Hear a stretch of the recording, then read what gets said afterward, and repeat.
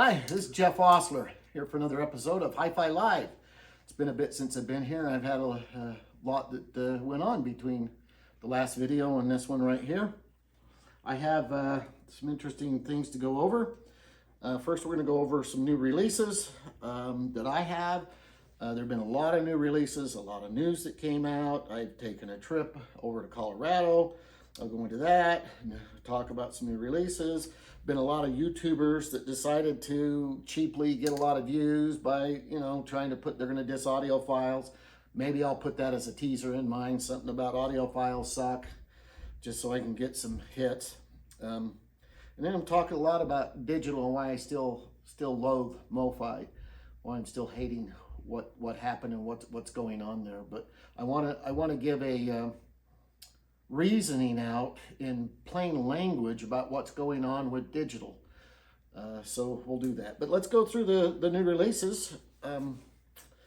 I have a original, but this is a remaster, Yusef Lateef's quintet that came out. It says it's by Survival Research. I'm not familiar with that label. They haven't mentioned anything about it being off master tapes and doing things, so I assume that this is probably digital. But this is a great, came out in 1957, so that's new. That's certainly new for me. And we've had two tone poets that came out. We have the guitar players. We got Kenny Burrell. These had come out, but they're out again, and it's if you don't have them, kind of a who's who when you get into who accompanies them. But these are great ones to have. Tone poets are, to me, just the top. I mean, they are the cream de la cream of what's going on in the music industry right now. And both of these sound fantastic, if you're wondering. I did open the one here. I guess I could open the other to show you what's inside. But as always, they're just absolute stunning covers. I mean, that's just beautiful, isn't it? I haven't opened that, so there you go on that. And look at that. The way that they have done these pictures, it's always been amazing to me that we can go back in time. And when was this? Well, this is 63. And we have such beauty and beautiful photography that comes out. The Kenny Burrell, I've always thought that was an interesting cover. Anytime they do these black and white, and I'm dressed in homage to it, I guess, because I'm in black and white today, we've got that. I want to talk about Mark Knopfler. He came out with his studio albums. These are done by Bob Ludwig. They are not from analog. Obvious reasons for that. Some of it is because it's recorded digitally on most all of these, and this accompanies his first set. But they're great sounding recordings. And why? Well, when they did this Brothers in Arms and it came out, it was recorded digitally. It was complete digital.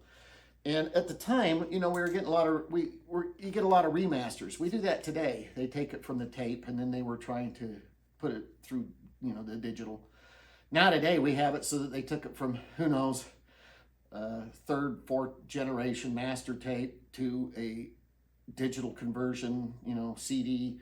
And then a lot of them are taking it from the CD or whatever digital file they get, and then they're putting it out. But that's not what happened with this album.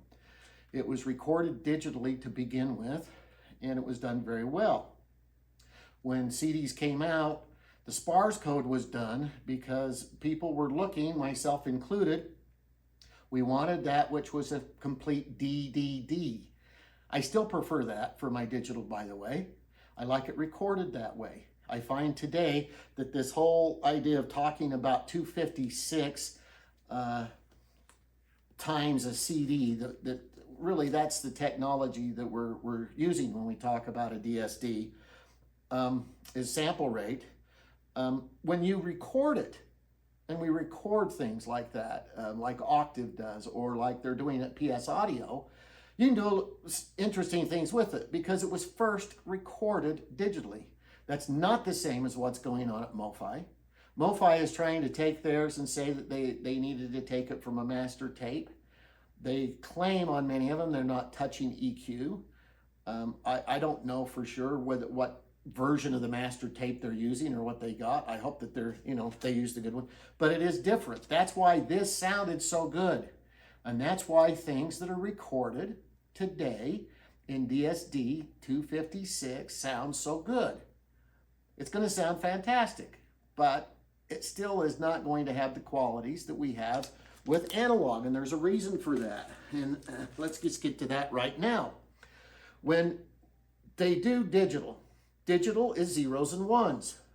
When we do a higher sample rate, it just means, okay, we're going to flood more zeros and ones to capture what? To capture your music.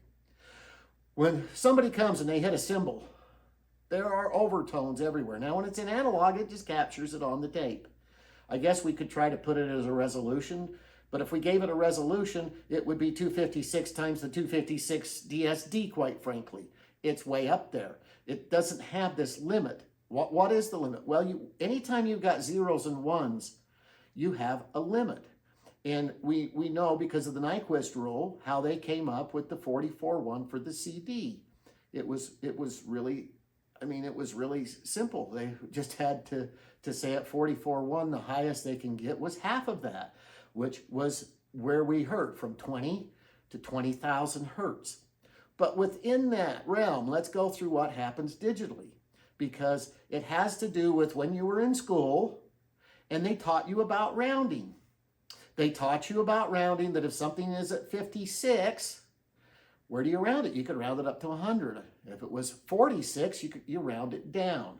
Now, the gradations of tone and where they're going to put these zeros and ones, and what happens with the digital for the loudness that we're talking about, or you know, where they're at. So a cymbal hits, thousands of tones are happening. Each one of those 1,000 tones, when it comes out digital, it makes an estimation. I'm going to say it again. It's an estimation of what? It's an estimation of rounding and how much rounding they're going to do and how fast they do it. So for the cymbal, you can imagine, I mean, there's thousands of things that they're doing, and it's going to round up or down to get to where it needs. Now, maybe you know, we could say 100, 1,000, wherever it is that it's rounding it, it's still not precise. It can get more precise given the sample rate, and that's why higher sample rates do better. But imagine this, no matter what the sample rate is, in most music, when you have more than one instrument playing, you have thousands and thousands and tens of thousands of events that are happening in a timing sequence. Now, the time is also an estimate. When they all try to line up together, they just don't, because you rounded it. So you can imagine it's kind of a jigsaw that comes down. And they called that jitter. I call it jiggy, a jigsaw effect. That jigsaw effect is what we call jitter. And when it gets mixed up, it causes trouble. The other thing that happened with jitter that we found out is because we're dealing with math. And we're dealing with, when they started binary, 2, 4, right? 8, 16, 32, 64, 128, 256, 512, and 1024. That's how it goes. Now, it always has to go that way because it's binary. Binary is always going to have that type of a setup.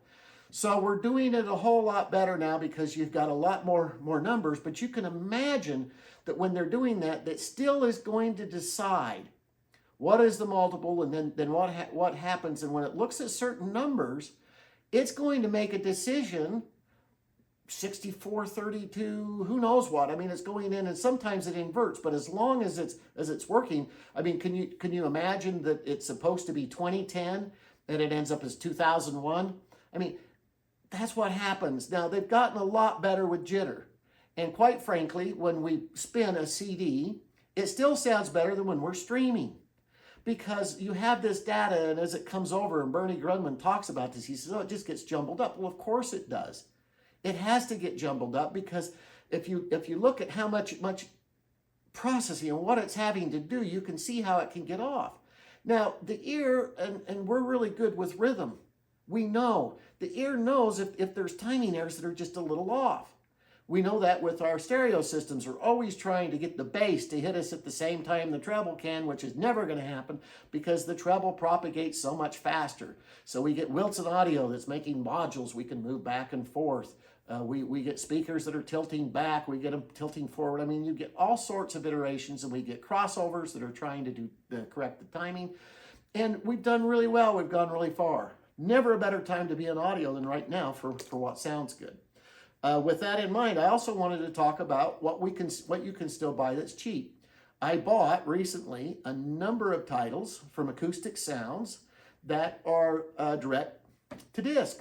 Now, the direct to disc, when they did those way back when Sheffield Sound was first doing those, there's still a lot of them were worth a lot of money, and for a long time they were worth a lot of money because it was thought it's the best sounding recordings you can get. Now we have tape, and they're doing tape transfers, but until then it was the direct to disc. Chad did a whole series of those, and they are cheap. I'm saying like $20 cheap. You can go get them, and it's artists that are fantastic artists. It's a fantastic series.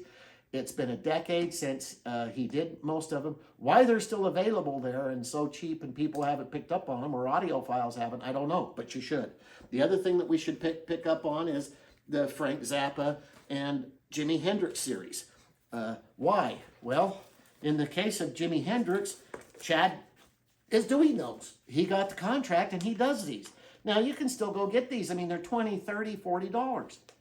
Now, if he was doing them under his regular label and we weren't trying to get mass retail to do them, they would cost more than double what they do right now. I mean, these are double LPs.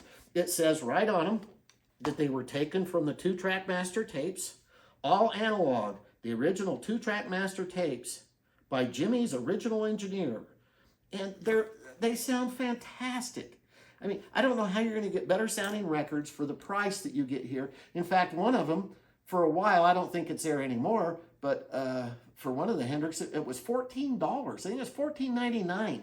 Of course, that's from Amazon, but how do you beat that? I mean, how do you beat that when you have these unbelievable albums? And these are the iconic ones. Now, I know he took some from digital. They took from the best sources they could, but still, I mean, this to me, they sound as just close. I mean, they're just smidgens under what we're talking about with the UHQR recordings. They're so good. And it's like $20, $30. If you don't have them, go get them. And if you have the old Hendrix and you think that they sound better, go get them. You're going to be surprised. The same with the Zappa. Frank Zappa, along with Jimi Hendrix, they were both incredible in the studio. Zappa kept his tapes. He was, whatever you want to call him, whether you like his music or not, he's incredible for HiFi and for Audiophile. We just so happens that when they did this, the kids were smart enough and they had most of these done at Palace. When Palace pressed these, I guarantee, I mean, this is going to sound like a $60 to $120 record. And there's been some who say they don't like Frank Zappa. Well, those who don't like Frank Zappa didn't put this on. They didn't hear this on their stereo because when they do, their jaw's going to drop at how good it is. It reminds me of a lot of jazz. Jazz, a lot of times coming digital or off the CD, it just doesn't light people up. You put on one of the OGs, or you put on some of these new remasters that Kevin has been doing, and Joe, if you get those, you're just transformed. You just cannot believe how good some of that is. And some people are missing out on the Tone Poets. And why, I don't know. If you're into HiFi, you deserve it to go get some of this. Now, I have to give a caveat. Unfortunately, in this Mother's Mania, we have a break.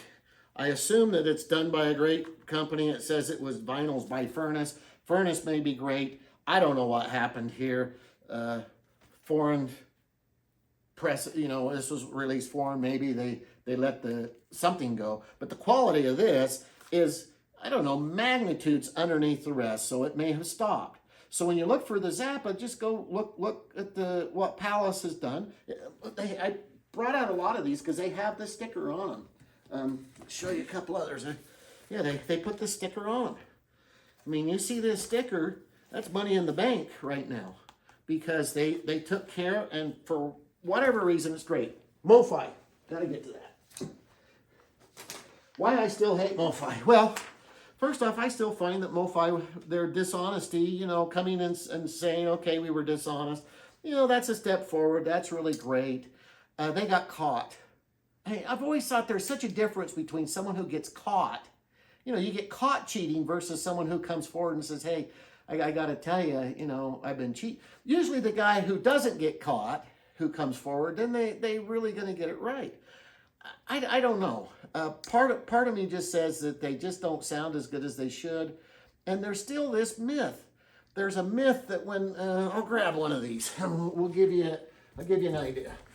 Here's a Stevie Ray Vaughan. Other reason to hate these. My Discogs. I've added $4,000, $4,000 to $5,000 worth of records since this came out and this crap came out. I'm in a buying binge, and you do that because, you know, Christmas is coming, and this is maybe, again, the best year ever to be in vinyl. But guess what? This is lost value. My value hasn't gone up. I added $4,000 to $5,000, and guess what? I can't get my Discogs to move on the value. We're losing it. They've talked about it elsewhere. If you're a collector, and most of us were collectors, so what does that mean? Well, it means this. You see that? It's not opened. Hell sakes, we don't open them. So everybody going, oh, geez, they came in and they said they were so good sound. Most people weren't listening to their MOFI. They couldn't afford it. Those who do, I found that there's a discrepancy between those who are old and those who are young, quite frankly. The younger crowd can handle digital. I don't know what it is with ears that are younger. I did almost exclusively digital 20 years ago. Today, I almost exclusively do vinyl. The only other thing that you can do, and given what I said about digital, you can, if you take and you get a good file and you put it on, even a hard drive works pretty good, but if you put it on a good flash drive that's fast and you put it in a computer that's got some processing power, and it will sound better than the streaming. They just do. Try it. Streaming's great. It's for convenience again. I love it. I love my services with Tidal. I really love Qobuz. I do listen to them. I'm not so against digital. Why? I love music. Audiophiles are for music. So that was the other thing. Taking cheap shots at audiophiles on what jerks they are. Yes, audiophiles have opinions. Oh, shocker. Just like the rest of the world does, and people have opinions about them. I haven't run into anybody who says they have the greatest damn golden ears, and so you ought to hear them. I want to find this guy. They keep talking about this guy who claims he has better ears and can hear better than others. I don't know who he is, but I know he's out there. I just haven't found him. It certainly isn't me. Do I have golden ears? No, but I have really a good sense of what a hi-fi system can sound like. So if I set up your system versus many others, I've got a lot of ears, and I know what they could sound like. Most people don't. Until you know what your system's capable of, just by setting things up in your room, because your room is the number one factor in your sound, quite frankly, even over your speakers, unless you're going to sit near field, it matters. And so, yeah, this divide is really interesting. The younger crowd loves digital.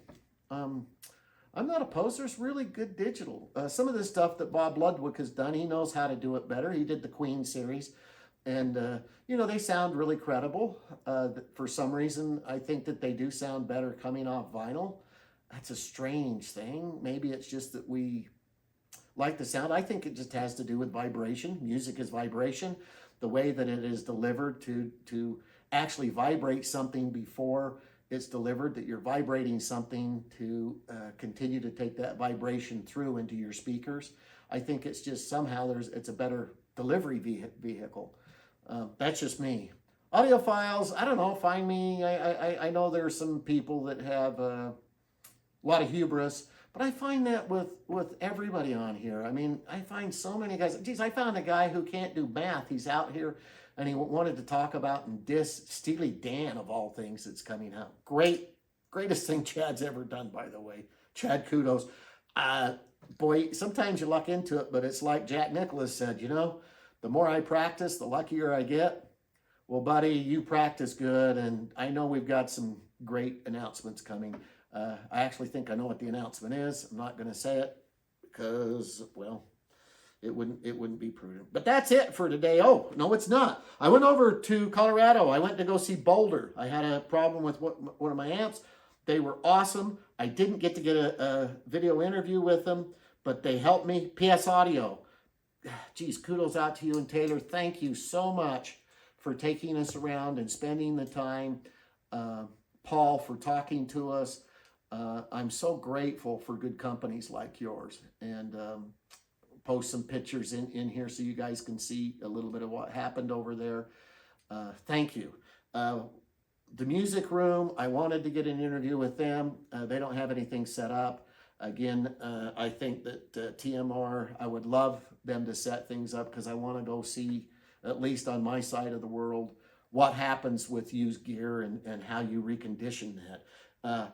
However, YG-Acoustics, Dick Diamond, who has been their sales rep forever, and I are been really good friends. I've known Dick since way before YG, and what a great guy Dick Diamond is. But he has another compadre, Steve, and Steve sat down with us from YG Audio, and we did a killer interview. I'm gonna do some nice stuff with that. I usually don't do a lot of editing. I promised Steve on his I would. We've got a great interview coming for you. It's a Halloween interview. I'd look for it in a week, or at least before Halloween. And that's going to come out from YG-Acoustics. I'm actually right there with their new series. They have done some pivoting. 3 years ago, they sold the company to new owners. And as many of you know, boy, they've changed. They've actually got some wood on some speakers. They have speakers now that are powered direct, which gives them a lot better control. Anyway, look forward to that happening. Try, with your digital, just understand, maybe we ought to do a little survey, but ask somebody. I get the feeling that if they're over, I don't know, 54, 55, if they've had vinyl, they're gonna appreciate vinyl. I'm not saying everybody, but I'm saying percentage-wise, I believe that's where it's gonna break. I think underneath that, 52, under maybe 47, where they still have really good high hearing for some reason, they're going to say that digital's still fine. But if you're me, sorry about that, hit my mic, what happens with the digital is it gets harsh, no matter, even, especially when I listen to these that they say were redone DSD 256. If it was recorded that way, I don't have much trouble. The problem I have with that with DSD is they're just boring. I mean, I don't want to sit like I'm at an audio show, and that's why so many times you walk in and you hear a gong. It's just one instrument, it's digital, sounds great. They can do it with one instrument. You put a bunch of instruments together, and the more that they have, the more complex the music gets, the worse it is for digital. And keep spinning the vinyl. Love it. This is HiFi Live, checking out. Thank you.